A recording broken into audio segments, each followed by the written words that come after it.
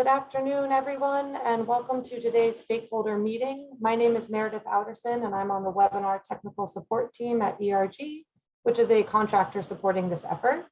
Before we get started, let's just review a few quick housekeeping items. So audio is available for this meeting through your computers, mic, and speakers, or by telephone. If your internet connection is not as strong, you may want to call in by phone audio. And you can do that by clicking the upward arrow on the mute and unmute button, which is on the left-hand side of the Zoom control panel on your screen. And then you'll select switch to phone audio, and from there you'll see your call-in number and the access code to enter. So all attendees have been muted at the moment to minimize background noise, and this meeting will be recorded. We'll have several speakers presenting today, and we'll introduce them in just a moment. If you have a question or comment during the presentation, please raise your virtual hand, which you can do by clicking the hand icon on your Zoom control panel. And we'll take questions and comments in the order they're received, and we'll take those orally after each of the speakers has presented. So we'll be holding those questions and comments until a specific point. When it's your turn, I'll call on you, and then you'll be able to unmute yourself. If you're experiencing any technical difficulties at any point, please just contact us via chat, and I will do my best to troubleshoot the issue with you right away. So that's everything for housekeeping. So I'll turn it over now to Christine Kirby from MassDEP. Thank you, Meredith, and good afternoon. My name is Christine Kirby. I'm the Assistant Commissioner of the Massachusetts Department of Environmental Protection for the Bureau of Air and Waste. I am very pleased to kick off and welcome you all to MassDEP's first stakeholder meeting on cumulative impact analysis. We are encouraged by the level of participation in this important initiative and are very excited and looking forward to hearing from all stakeholders in this important issue. Today, we are holding two meetings. In addition to this meeting this afternoon, we will also reconvene and have another meeting at 6 p.m. also via Zoom. It will be the same presentation in case you were wondering. So next slide, Joanne, please. So here's our agenda for today. Shortly, Commissioner Martin Suberg of MassDEP will welcome you and give opening remarks on this very important initiative for the department and the administration. I'm going to walk through the agenda very briefly. Because this is our first meeting, we're going to provide an overview of the cumulative impact analysis provisions of the new climate law, as well as agency roles and responsibilities. We'll also provide you with an overview of the stakeholder engagement process and ultimately our rulemaking schedule to issue draft regulations. The key part of our agenda today is a presentation from Tori Kim, we'll introduce her shortly, on the Massachusetts Environmental Policy Act, Section 57 of the Climate Law. It applies to the Policy Act and how they will be looking at cumulative impacts. Next slide, please. So I wanted to cover who are our key agency contacts. First, I'll introduce our MassDEP key agency contacts. First, we have Glenn Keith. Hi, my name's Glenn Keith. I'm the Director of the Air and Climate Programs Division, and I'm happy to be here. And Joanne. Hi, I'm Joanne Morin. I'm the Deputy Director of the Air and Climate Programs. Next, we have Sandy Baird. I'm not sure she's Like here. Sandy is not with us yet. Okay, Sandy Baird is with our Office of Research and Standards. I'm sure you'll be seeing and hearing from her on future meetings. Next up is Deneen Simpson.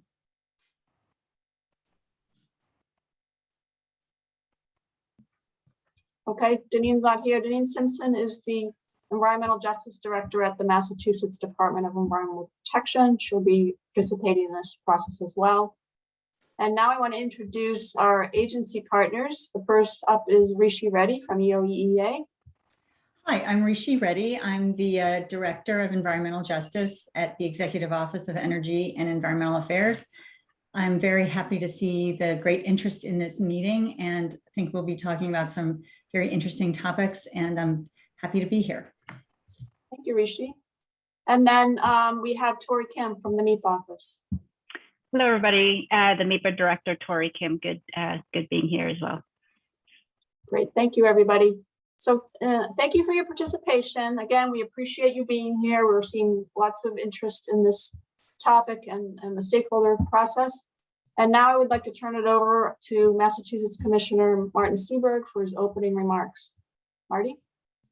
Thank you very much, Christine, and good afternoon, everyone. My name is Martin Stuberg. I'm the Commissioner of the Massachusetts Department of Environmental Protection, and I want to thank you and welcome you to this first meeting as you help us gather input into developing new provisions for including cumulative impact analysis in our air quality permits. This meeting starts a very important process for the Commonwealth, and you will see what we have in mind and look forward to your input on it as we want to make sure that we are fully engaging with stakeholders and all those with an interest in the regulations that we will be proposing as at the end of this process. By being here, you probably know that on March 26, 2021, Governor Baker signed an act creating a next generation roadmap for Massachusetts climate policy. That new climate law contained a provision directing MassDEP to evaluate and seek public comment on incorporating cumulative impact analysis into certain permits and to propose regulations within 18 months requiring cumulative impact analysis for certain air permits. That provision is the subject of this meeting and the subsequent meetings planned into the spring, which you'll hear in more detail shortly. In getting ready for this process, we have reached out to the environmental stakeholder community, municipalities, regulated communities, environmental and business organizations, and especially environmental justice communities and organizations. MassDEP, working with the Executive Office of Energy and Environmental Affairs, is committed to engaging environmental justice populations in various initiatives such as environmental decision-making through expanded and inclusive outreach, minimizing health risks through targeted environmental enforcement, and improving environmental quality in all communities. As part of this effort to address environmental burdens in these communities, evaluating impacts, cumulative impacts is needed to ensure that communities are not overburdened by projects that may negatively affect the environment and public health. We'll be exploring this very complex topic of cumulative impact analysis and how we apply it to our permits in the air permitting process with your ongoing help and insight. And so I thank you for your participation today and look forward to your ongoing participation as we tackle this very complex but very important area. So once again, thank you for participating. We look forward to a robust dialogue. And with that, I will turn it over to Joanne Moran.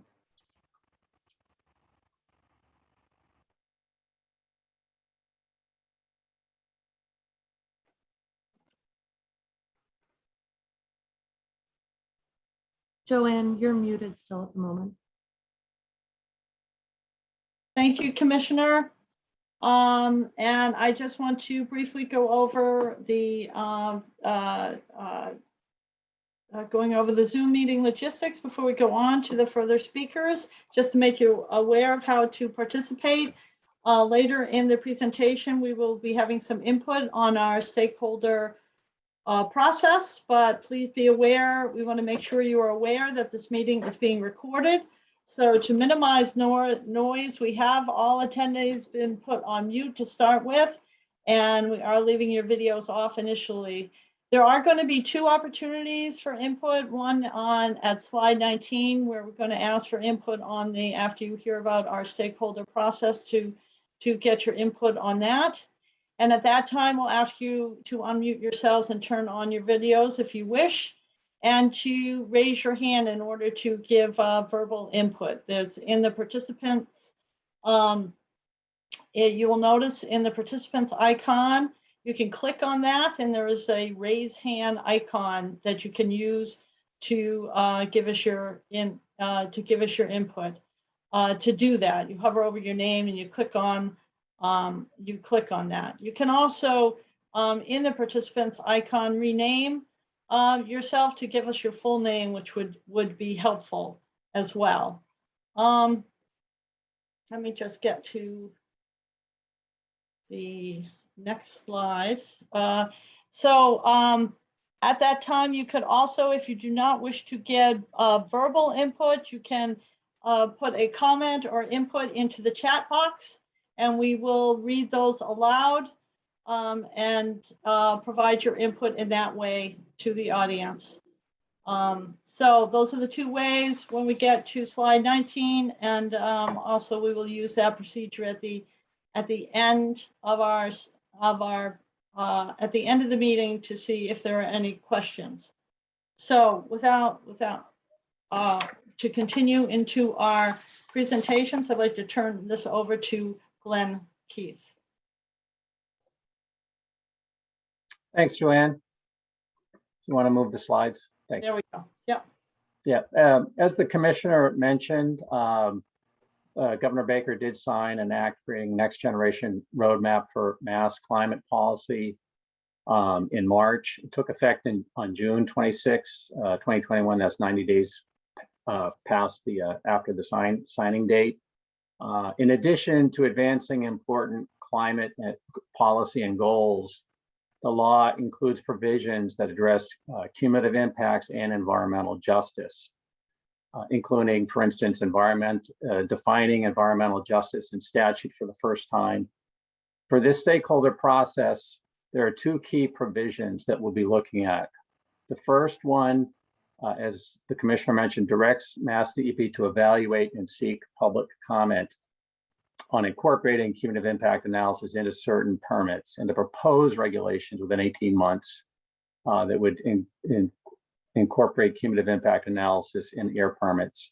The other key provision that we'll be talking about directs the MEPA office, the Massachusetts Environmental Policy Act office, to require an environmental impact report for any project that impacts an environmental justice population that assesses whether there's an existing unfair or inequitable environmental burden and related public health consequences, and how the proposed project might result in a disproportionate adverse effect on the environmental justice population. Next slide.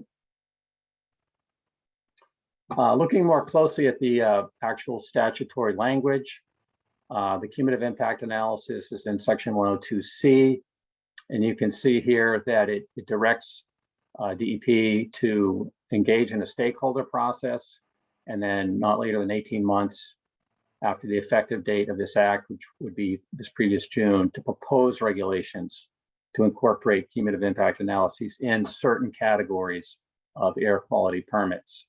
You'll note that the law does not define cumulative impact analysis, so that will be the focus of this stakeholder process to determine what this should include, which permits should be included, and so forth. Next slide. And regarding the MEPA provision, the language in there also talks about the environmental impact report or statement that will be required for any project that affects an environmental justice population.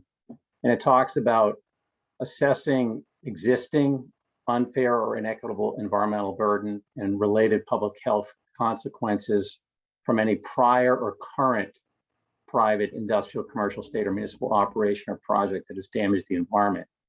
So that language is very similar to the concept of looking at cumulative impacts. And that this provision specifically has a focus on environmental justice populations. And Tori Kim will provide more details on this later in the presentation. Next slide, please. So given these new provisions, this slide shows how the agencies are going to be addressing these issues. First, we have MassDEP, who is leading this process, stakeholder process, to develop the regulations and the guidance that we'll need to incorporate cumulative impact analysis into air permits. The key contact at MassDEP is Joanne Morin, our deputy director in our air division, and she'll be coordinating a lot of this activity. I would note that DEP has also retained 2 contractors to help with this effort. The first is ERG, and they're helping with the stakeholder process, and they're on the call. We've already heard them. And then the other consultant or contractor is Apt Associates, and they've been retained to provide technical support for this effort. And they have a great team that they've put together that has experience with cumulative impact analysis. In addition, the MEPA office has their mandate to develop regulations and guidance for addressing environmental justice impacts or cumulative impacts in the MEPA review process. And the contact there is Tori Kim, the director of the MEPA office, and you'll be hearing from her a little bit later. And then in addition to that, there's a interagency work group that's been formed and has begun meeting at the Executive Office of Energy and Environmental Affairs, and that's being led by Rishi Reddy. And that's looking at evaluating how cumulative impact analysis can be incorporated into state programs more broadly. And that work group includes representatives from DEP, not only our air program, but also our waste program, our water program, and our waste site cleanup programs, and Office of Research and Standards.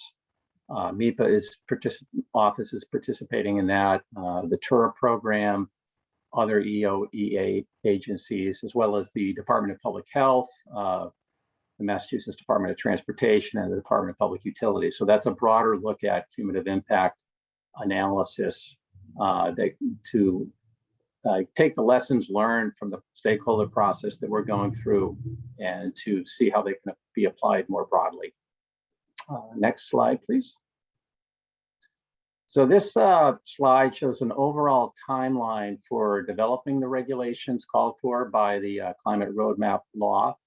The law actually requires the MEPA office to promulgate regulations by the end of this year, and for DEP to propose regulations by the end of 2022. And because these efforts are both addressing ways to look at existing and other burdens, cumulative impacts, the MEPA office anticipates potentially two phases of regulation. The first would be to meet the deadline of regulations by the end of this year, and then a potential second phase of regulatory revisions and guidance to incorporate some of the information that will be developing through this stakeholder process. And again, Tori will talk about that a little bit later. In terms of the MassDEP process, which will give a little bit more detail shortly, we're planning to have monthly stakeholder meetings. So far, we've scheduled out through April, and then with having a conceptual draft for stakeholders to look at in the spring, and then further developing the regulations and proposing them in October next fall, followed by hearings, and then promulgation and guidance would occur in 2023. So that's the overall timeline that we're looking at. Next slide, please. So the concept of cumulative impact analysis is not completely new. It's been around for a while. For example, the National Environmental Policy Act requires certain projects that come under NEPA review to assess cumulative impacts. And NEPA defines a cumulative impact as the impact on the environment which results from the incremental impact of the action when added to other past, present, and reasonably foreseeable future actions. So there is some precedent for looking at not only impacts from a single media or chemical, but looking more broadly at how a project is going to affect the environment and public health and other resources that are of value. Next slide, please. In addition, the state of California has done a lot of work in this area, including developing a statewide mapping tool called CalEnviroScreen that can be used to characterize cumulative impacts based on a number of environmental health and demographic indicators. And California has a definition that they use for cumulative impacts. It means the exposures, public health or environmental effects from the combined emissions and discharges in a geographic area, including environmental pollution from all sources, whether single or multimedia, routinely, accidentally, or otherwise released. Impacts will take into account sensitive populations and socioeconomic factors where applicable and to the extent data are available. So you can see from this definition of cumulative impacts, it's very broad and very inclusive. Next slide, please.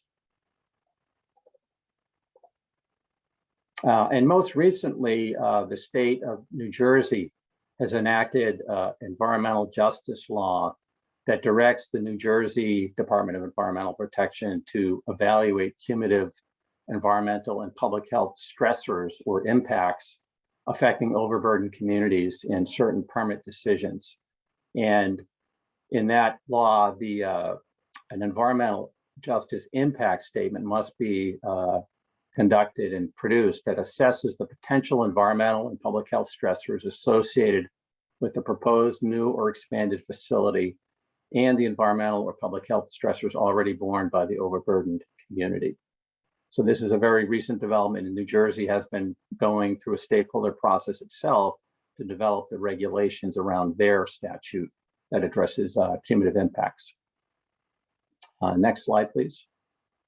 So as we move forward with this stakeholder process, there's a few key questions to keep in mind.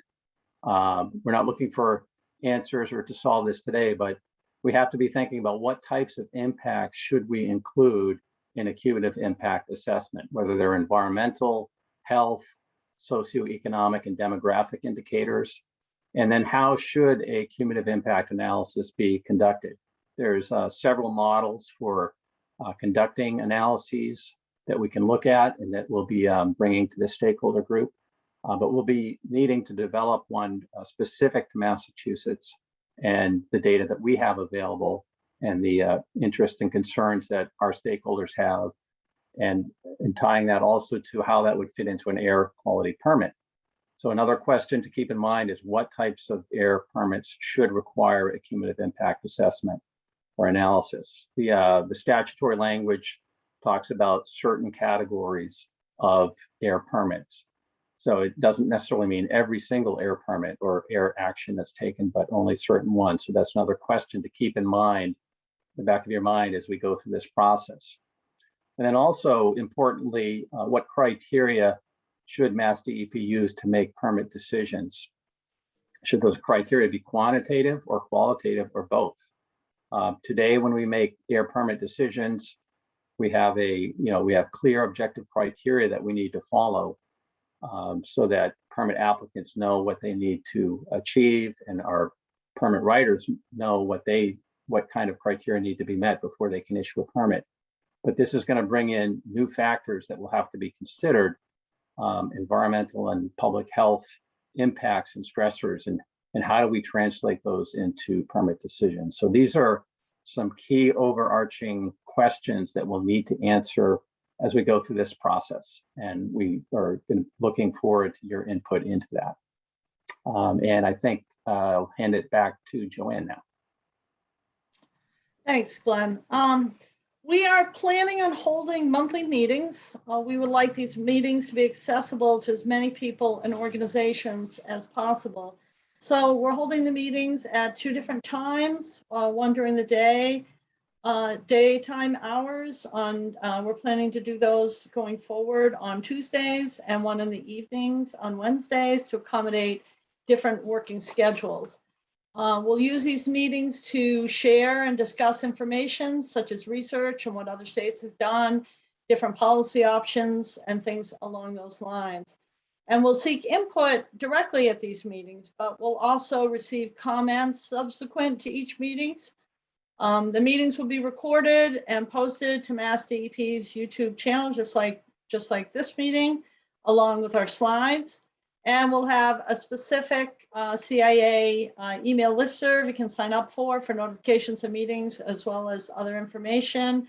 And we will have a later slide towards the end of the presentation with all the links to those things, so that you'll have those links for your use. Let me just advance the slide. So the next 2 slides that I'm going to show you is the initial plan for the monthly meetings from August. It's certainly going to show what we're planning on doing from August throughout next year, but it does portray the monthly meetings from August until April with the planned topics for each meeting.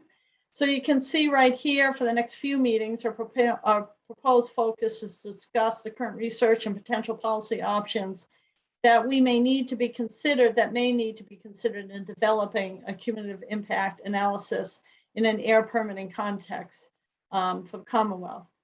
As you can see, in September, we'll be going in depth on the background of cumulative impact analysis in terms of the types, approaches, and terminology.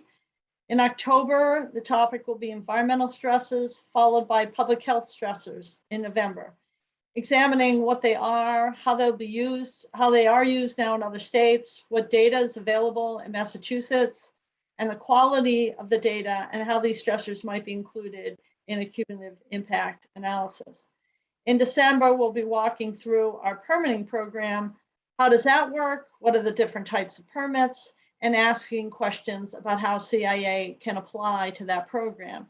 So, you know, for instance, similar to what Glenn just went over, for instance, what types of permits should require a cumulative impact analysis. So our second slide, you can see here, our goal is to have a conceptual model for the CIA by January, and then to have a series of meetings to work out the detail of how the regulations would work, with an outline of the regulations in March and a first draft of the regulation shortly after that. We plan on proposing draft regulations in October of next year. So right now, we just like to pause in our presentations and allow for a little, some amount of input from you in terms of suggestions that you have for the stakeholder process. How would you like MassDEP to share information? How would you like to provide feedback and comments throughout the process? You know, what suggestions do you have for input to this process? As we've said before, if you could use the raise the hand function, we would like everybody to have a chance to talk. So, you know, try to keep your limit on your comments to a reasonable amount of time so that we can give everybody a chance. You can enter your comments in the chat function as well. And because I'm advancing the slides, I have a little bit more difficulty seeing the chat function, but Glenn will read through those and read them out loud to share them with all of you. So I'm going to let Meredith call out the people who have raised their hands. And if you could, when she calls on you, unmute yourself. It would, if you are comfortable sharing, turning on your video, that would be great. And then state your name and your comment. So Meredith, do you have any to bring forth? Yes, just one moment. I'm going to enable you attendees to be able to start the video if you like.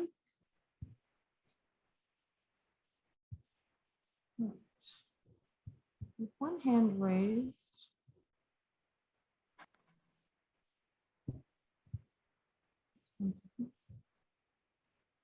Joanne, I'm having trouble seeing whose hands are up. I see that the hands are raised. All right. Hi, this is Glenn. So Cynthia Lupi had her hand up first, I believe. So. All right, Cynthia. Terrific. Thank you. Go ahead, Cynthia. Okay, thank you. Can you hear me? Yes, yeah. we can.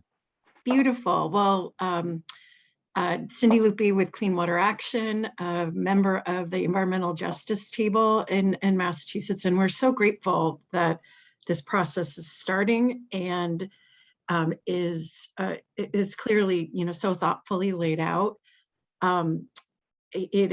I'll say straight off that from our perspective, that the goal of this, the spirit of this law, is really to prevent further overburdening some of the most overburdened existing environmental justice communities in the state. So we really appreciate the opportunity to look at the ability to deny permits in certain communities or to place significant conditions on others. And from our perspective, a lot of that has to do with looking at safer alternatives to either facility siting or, you know, sometimes technology that is lower impact. So, you know, that this is just such a long-awaited moment for, you know, many in the environmental justice movement in Massachusetts. It's been a 20+ year journey for many of us, and I know for many of you in the agencies as well who share these concerns. We really appreciate that. So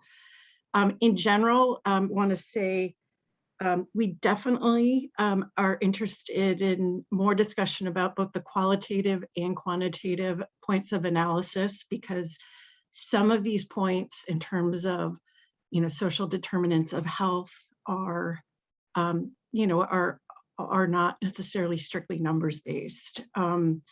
And also give it 2 thumbs up to evening meetings, because some of the members of our groups just wouldn't be available during the day. So I know you want brief comments. I'll close off here for now, but just a big thank you from, you know, all of us for entering into this really critical rulemaking process. Thank you. Thank you for your comments. Thank you, Cynthia. We hope that you'll continue throughout the process to continue to give us your comments. And we encourage you too, that if you have more detailed comments, to please add them to the mailbox as well after the meeting as well. There's that opportunity. Okay, Patricia Rocker, I see you have your hand up, so please go ahead. Oh, I think you're still muted. You hear me? Yes, that's Yes. much. Okay. Thank you. I'm Patricia Rocker. I'm from the Chappaquiddick Wampanoag Whale Clan. Thank you for the opportunity to be part of the stakeholder process. One of the things I do want to stress is I know some of my contemporaries have day jobs along with their representation of their tribes. So it's critical that we do get information beforehand so we can respond back to it and have the ability to peruse it, completely understand it, and then be able to provide feedback on that. I know that different people are working in different roles, but it's really important that we do get to take a look at it. I also have some specialists in my tribe that will help us format some of our responses as necessary. So I'd like to be able to ensure that I can obtain their input before I'm asked to supply our responses. Thank you. Welcome. Okay, the next person with their hand raised is Kathleen Lambert. So Kathleen should be able to unmute now. There you go. Hi, good afternoon, and thanks for the group allowing me to speak for a minute. I'm Kathleen Lambert. I'm with the Merrimack Valley Regional Transit Authority here in Haverhill, Massachusetts. So one of the reasons why I wanted to join this particular effort is because our transit authority has a bus garage that is located on the banks of the Merrimack River, which is not ideal because it was located here since the late 80s. And we have problems with, you know, we're a bus garage. So there are oils and chemicals and all kinds of things that get washed into the river occasionally with storm events. So, and our facility is also in the floodplain. So we want to relocate the facility, and we're working on a grant and plan for that now. But this is an additional complication. No one particularly wants a bus facility next to their home or in their neighborhood. Although if we locate our facility too far out of the metropolitans that we serve, then it adds more cost to the operations of the transit authority. So what kinds of things are you discussing in terms of balancing impacts? Because, you know, this is a tough one, right? And what happens to projects during a 2-year process if they start during that time and they're a new or newly started or existing project that that was in process while you're making these regulations. So we appreciate your comments and your questions, and we're going to take those questions as part of the process going forward. This first stakeholder, we're not at a point where we're looking at those kind of decisions, but we will record your questions as part of our ongoing process, and we hope you're going to stay engaged with those kind of questions as we start getting into the details of what we need to consider going forward.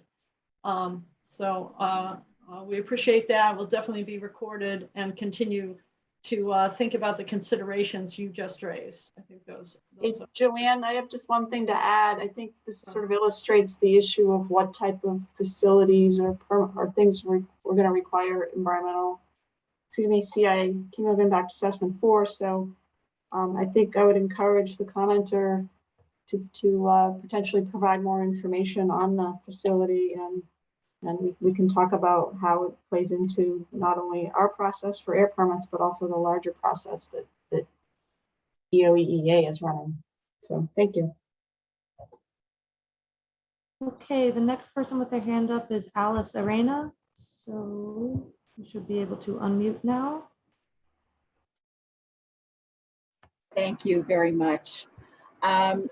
So I just want to let you know that as a community here in Weymouth that fell victim to a lack of cogent protective policy, especially as it applies to air quality, we're really grateful that this process has begun.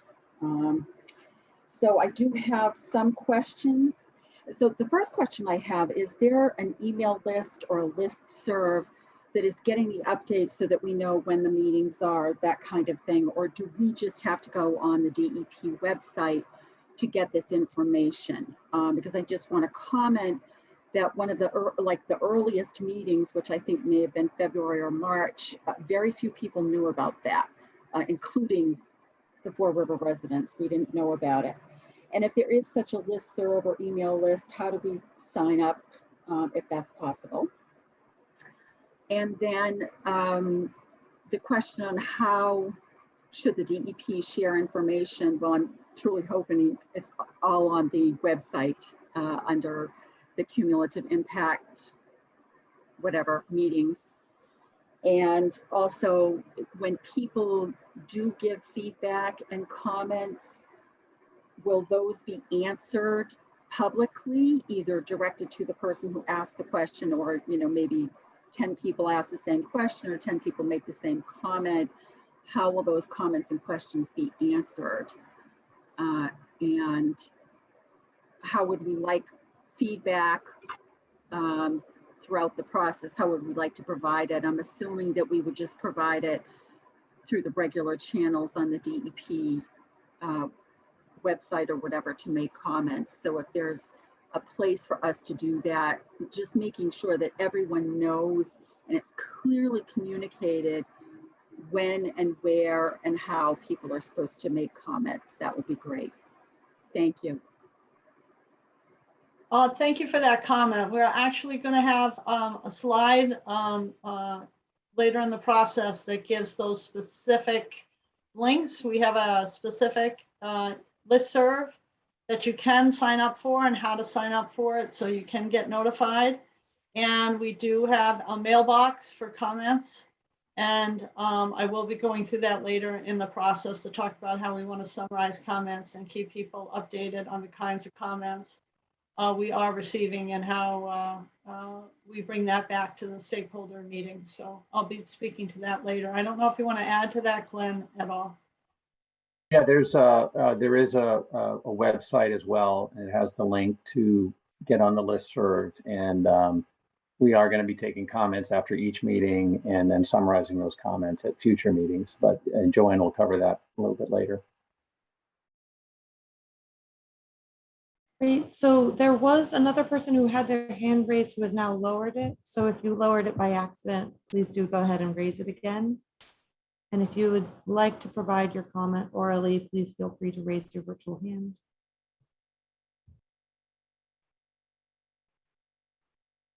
There's also a question in the chat that just came in about getting a copy of this presentation. We will be posting this presentation after this meeting on our Cumulative Impact Analysis webpage, which there's a link to that at the end of this. So we can also send that link out after the meeting.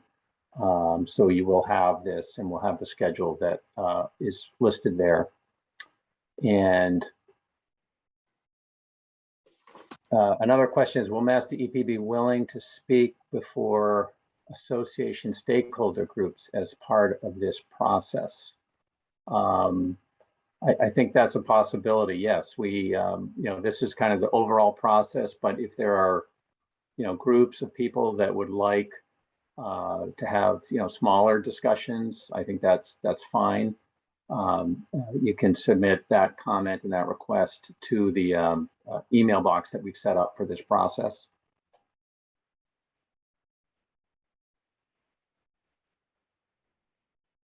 So do we catch everyone's comments for now? I think so. In the chat, some of the folks who put a question in the chat had a chance to speak, so that was covered. Okay, great. So I think I'll move on for now then. If we miss one, we'll have another opportunity at the end for any more questions. So now I am going to turn it over to Tori Kim, who's going to talk about the MEPA program and what they're doing through their process. So Tori, are you ready? Yes, I hope you can hear me. Great. Thanks very much for having me. I'm very excited to be here, and I want to thank MassDEP for organizing this forum for stakeholder input. It is a complex but very important topic, as we've been saying. As we've noted, the climate legislation did put mandates on the MEPA office specifically to pull in this form of cumulative impact analysis into our review process. So we're very happy to be partnering with DEP on this stakeholder effort. I thought I would start with a couple of slides just with a program overview of what MEPA is as compared to traditional permitting programs like the air permit program. So MEPA, generally speaking, is modeled on the federal NEPA program, the National Environmental Policy Act. These are all statutes that were enacted in the 1970s before the big Clean Air Act, Clean Water Act type permitting came into being. So we are not a traditional permit, and we put this into our certificates all the time. We do not approve or disapprove projects.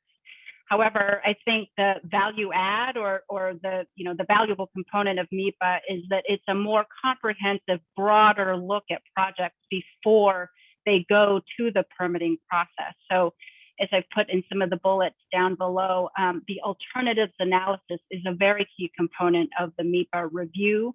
It is before all of the design choices get locked down and the project with those final design choices are presented to a permitting agency. You're coming to MEPA to discuss what are some of the broader alternatives to the project, including a no-build alternative. What is the reason for this project? Is the project justified in light of the environmental impact? So while we don't hold the ultimate keys, as it were, to approve or disapprove, I think, again, the value of this type of MEPA precursor to permitting type program is this broader look at design choices before the project moves to those subsequent procedures. And then public participation and transparency are key components of MEPA, and which is why this stakeholder process is very important as well. It is in many aspects the only form of public participation for many of the impacts that we review. So many of the impacts, as I'll describe in more detail, are very broad. We're looking at wetlands impacts, rare species, land. So there's a lot of issues that come through MEPA. And so having that public input into that process is key. Based on some of the research we've done, we think there are about 16 states that have what's called little NEPA programs, similar forms of the pre-permitting type review programs. And many states are starting to look specifically at climate change and greenhouse gas mitigation, and we're pulling those procedures into our program increasingly as well. Next slide, please. So again, quick overview of the basic rules. The basic rule of when a project needs to undergo MEPA review is that if there is an agency action, and as I noted in the previous slide, MEPA is premised on state agency actions, whereas federal MEPA is premised on federal agency actions. So that could be a state agency directly undertaking a project. We often have MassDOT roadway projects come through, Massport airport projects come through, or it could be agency action in the form of permits like DEP air permits, solid waste permits, DOT transportation access permits. So it's a very broad mandate. And the concept is that before a state takes any kind of important, significant action on a project, including financial assistance as well, by the way, that there is this comprehensive review of environmental impacts so that the agencies are informed of those consequences before taking action on the project. One aspect that's unique of the Massachusetts program is that we have defined in regulation what are called impact thresholds that require MEPA review. So we've said in regulation, there are certain thresholds of environmental impacts that we have predefined as being of enough concern that they require this additional layer of review through the MEPA program in addition to permitting. So so-called ENF thresholds are ones that require the filing of an environmental notification form. There's a 30-day review period, and typically MEPA review concludes there. And then there are what's called mandatory EIR thresholds that require an environmental impact report, which is the key component of the climate legislation, as I'll describe. But these are higher level impacts that require, in addition to an ENF filing, a full EIR review process through draft and final EIRs. So this basic framework follows the framework in many other MEPA and Little NEPA programs. And it is at the heart of it, it's an information gathering analysis procedure. So the fact that an EIR is required is really at the heart of MEPA. This is where we're requiring proponents to study their impacts, offer alternatives, and offer mitigation as needed. So as is highlighted here, the climate legislation added a key component here in that any project that is near EJ populations, and I'll describe that in more detail in a bit. If it's located at a minimum within 1 mile of an EJ population or within 5 miles, if the project affects air quality, then it is required now to file those environmental impact reports and to study their impacts on the EJ population in greater detail. So that was the big piece that was added through the law. Next slide, please. Okay, so now these changes in the law dovetail with a regulatory review effort that we had already announced in February of this year. So we were already on track to revise our regulations and guidance. The key themes that we've put out from the outset is to align with policy and planning efforts. So environmental justice was already a top priority for regulatory changes, and we had put out in the early part of this year a draft protocol on how project proponents should conduct outreach to EJ populations, and then a focus on climate adaptation and greenhouse gas mitigation as well. Now, in late March, of course, the climate bill passed, so our efforts have now shifted a bit to implementation of the climate legislation. And as was noted earlier, the legislation put a very tight time frame for the MEPA process to promulgate regulations on that EIR requirement component by the end of the year. But there's a lot of overlap between what we would do with that EIR requirement and this cumulative impact analysis effort at MassDEP.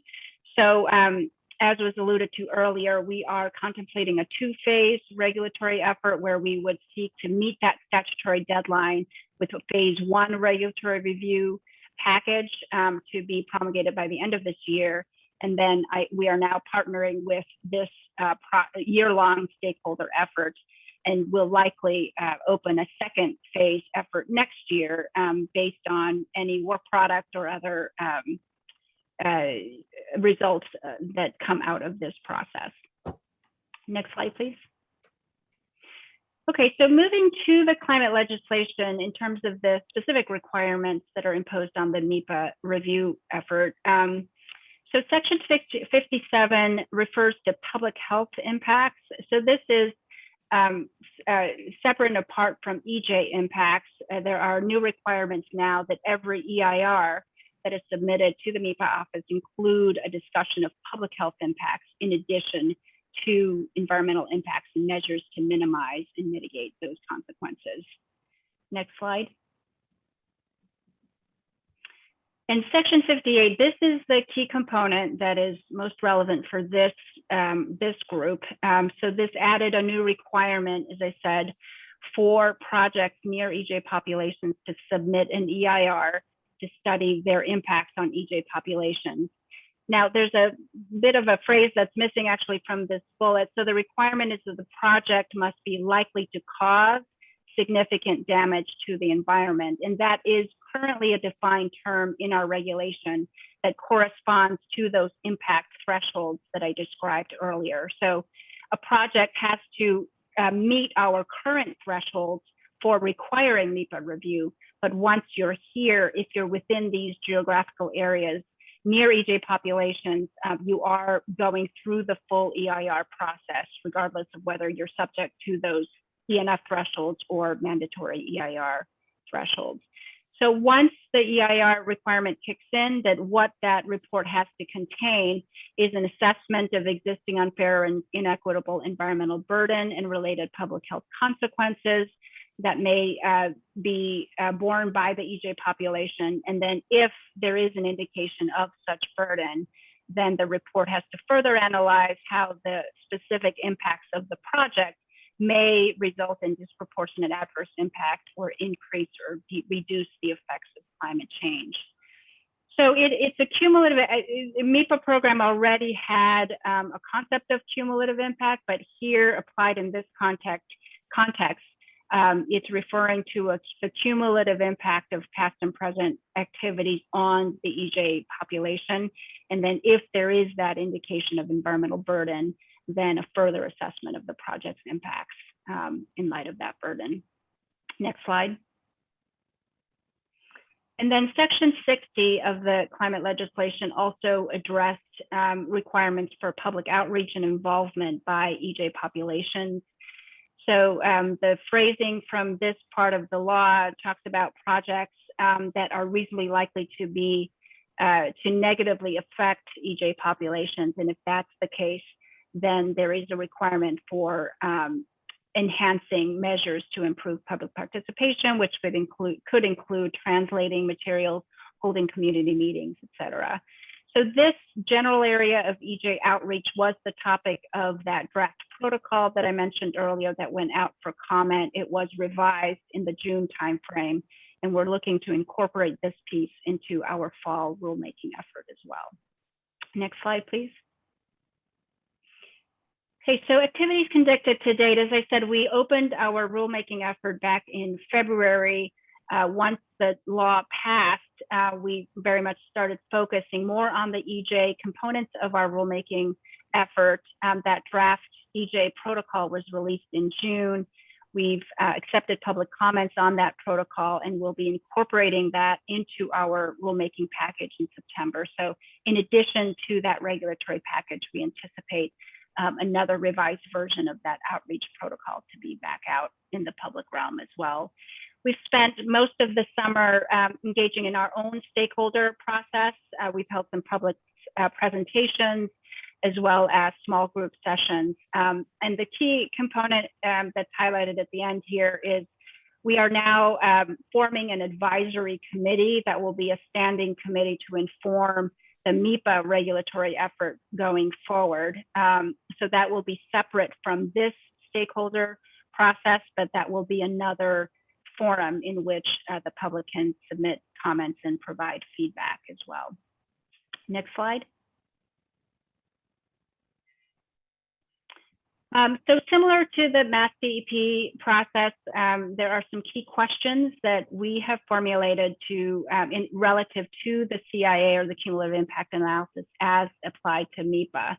And again, I'm not seeking input immediately at this forum for these questions. These are the broad topics that we will be thinking through as we form our regulatory approaches. So the first question is very similar to DEP. What types of factors should be included in this form of cumulative impact analysis as applied to the MEPA process? So this first bullet, even though the section 58 does not specifically use the terms cumulative impact, we think that assessment of existing environmental burden is a very similar concept to a cumulative impact analysis. So we are treating them as very similar. And I think this first bullet is where there is a lot of overlap with the MassDEP effort. And, we will be able to pull a lot of thinking and learning that we get through this process into our process as well. But again, the CIA is more relevant in our world is in terms of assessing that existing burden. And then, as I said, the public health impact is a new piece that was added to the EIR requirement. So what are the methodologies and what are the best ways to assess the public health impacts of a project? It is not something that has traditionally been done through the MEPA review process and would be new. And then the third bullet is how to assess the disproportionate adverse impact or the increase or reduction of climate change effects on EJ populations and what's the best way to approach that. And then finally, while we are participating in this stakeholder effort and benefiting from all of the learning, what are the best interim approaches that MEPA should adopt to launch this effort at the end of this year, even while the methodologies are being refined through MassDEP's process. And that's very much an active topic of conversation that we will be holding through that advisory committee process that I mentioned earlier. Next slide, please.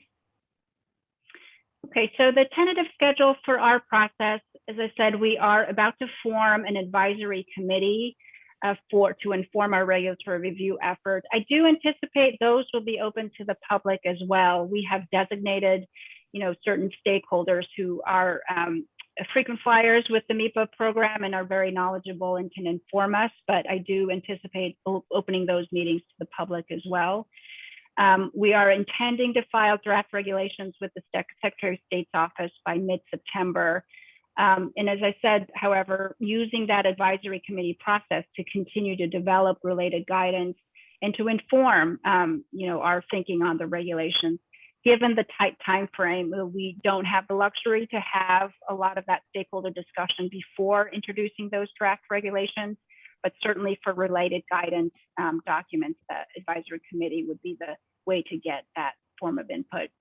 And then end of November as the target for filing the final regulations with an official promulgation date sometime in December to meet that statutory deadline.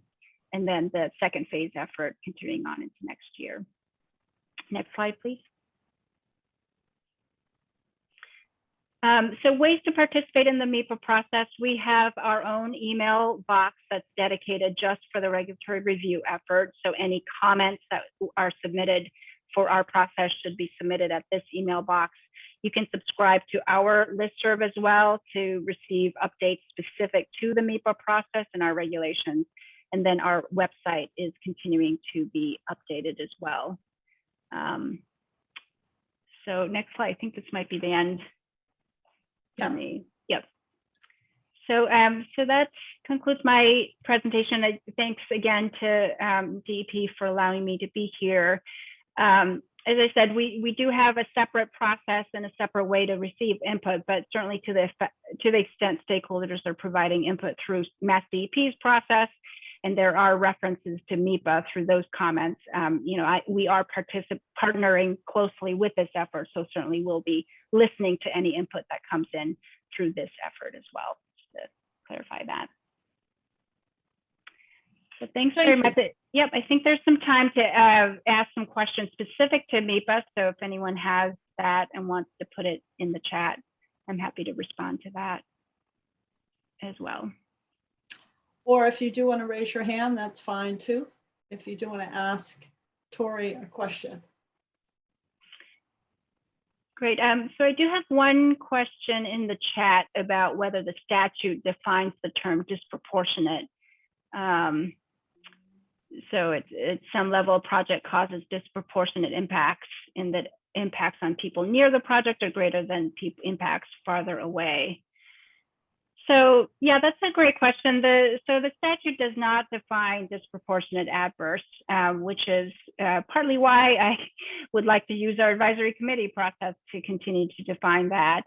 I know that in other contexts like federal MEPA, the disproportionate adverse analysis is already required through Title VI. So in the concept being, are you affecting a particular community in a different way or more targeted way as compared to other communities? So I certainly do anticipate that type of comparison group type analysis could be woven into the MEPA process. But I think the big change that was introduced through the climate legislation was this component of existing environmental burden, so or / cumulative impact analysis. So that's definitely a new component that I don't see incorporated into existing MEPA type programs. So I think a disproportionate adverse analysis should reflect on any existing environmental impact to kind of analyze whether, in light of that environmental existing burden, whether the added impacts from a project could effectively create a disproportionate adverse impact. So I think that's how the interplay could be applied in the MEPA context. But the short answer is that no, the statute unfortunately does not define that. So it's certainly something we'll need to take up through our regulatory effort and guidance documents.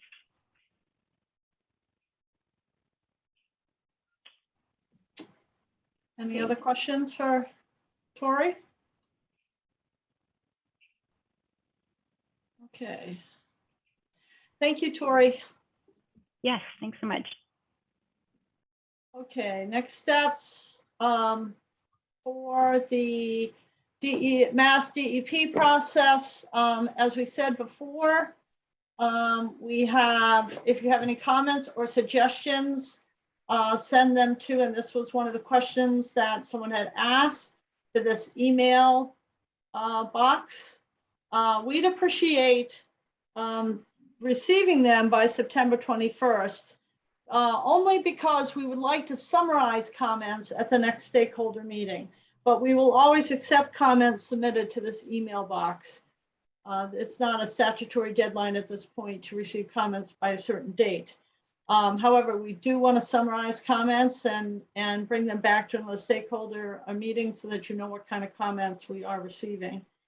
We do have a CIA listserv. And you enter your information at this link here. You put that link into your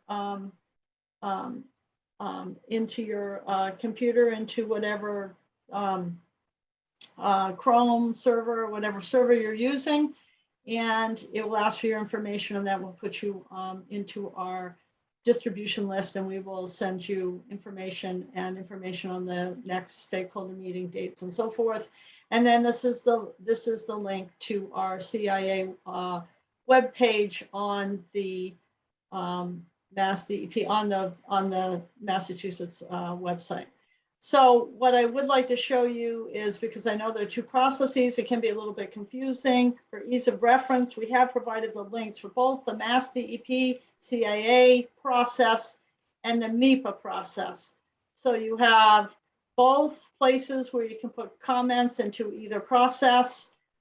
Each process has a listserv, and that's the information on how to get entered into both listservs for either process, and then the websites for both processes.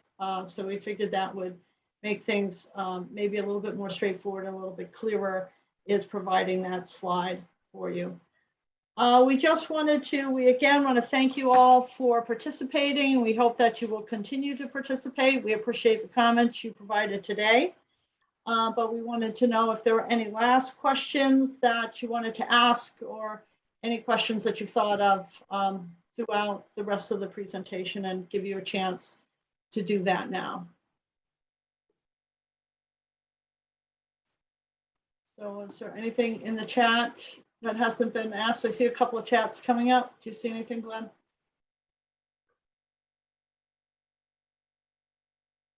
There's a question whether the links can be dropped into the chat. I don't think so, because not everyone can see the chat. But if you go to, I know MassDEP's website at that link, you Yes. can, there are links to the listserv and the comment submittal there. So that would be one place to go instead of trying to write down 3. And if you go to mass.gov and you just search for CIA air permitting, you'll get to that page as well. So Joanne and Glenn, if either of you have the links handy, we can put them in the chat for everybody.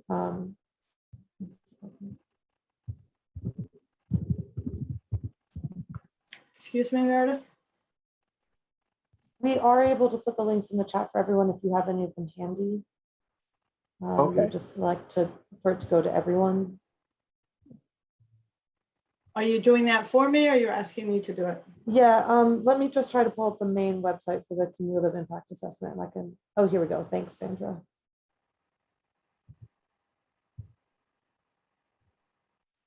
It would be these links.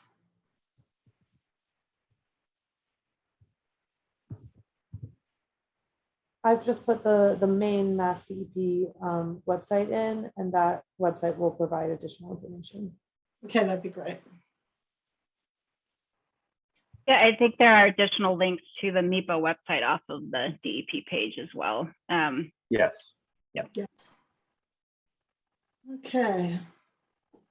So if we haven't missed any questions, again, we would like to thank everybody for participating. We look forward to seeing you at the September website, and we will be posting a list of actual dates of website in the next week and sending it out on the listserv as well, if you signed up for that. So there will be more information coming. So thank you very much.